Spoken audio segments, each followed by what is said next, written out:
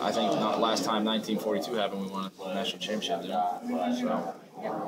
Yeah, weren't you there? At what point did you start thinking about Tech? Did you, as soon as you come out of that game, do you start thinking about that game, or just what's your thoughts on? Yeah, I mean, I haven't ever, Buck Blue tried to get me to talk about him earlier this week and get me in trouble, but I never look in front of an opponent beforehand or anything like that.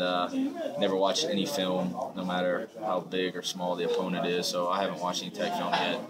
Got to watch maybe a game or so on TV of them, but I know this the same defense coordinator. So the game last year will be able to help. I'll be able to go back and watch that, but I'll really dive in deep, and it's nice having the week off too. I'm not taking much school, but all these guys can kind of use the whole week to prepare. Yeah. And it's nice for our defense to play a team like this and kind of get used to that offensive philosophy already. So, we'll have to get ready to go. Both teams are 9-2. They've won their division, the ACC, so they're a very good team and it's an in-state rivalry. And I'm sure they've got a chip on their shoulder for how the game finished last year, so it's going to be a good one. You talk a little bit about Chris Conley and his play day. Y'all got started early today.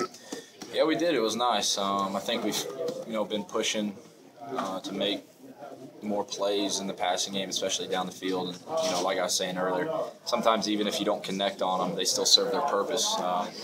Defenses in the secondary tend to back up a little bit when you show them you can run by them, and then that opens up the opportunity to take your 8-yard out routes or the short, the intermediate game. So we feel like whether we connect on it or not, obviously you always want to connect on them. Like we did today, but sometimes even if you don't, it still serves a purpose. I guess kind of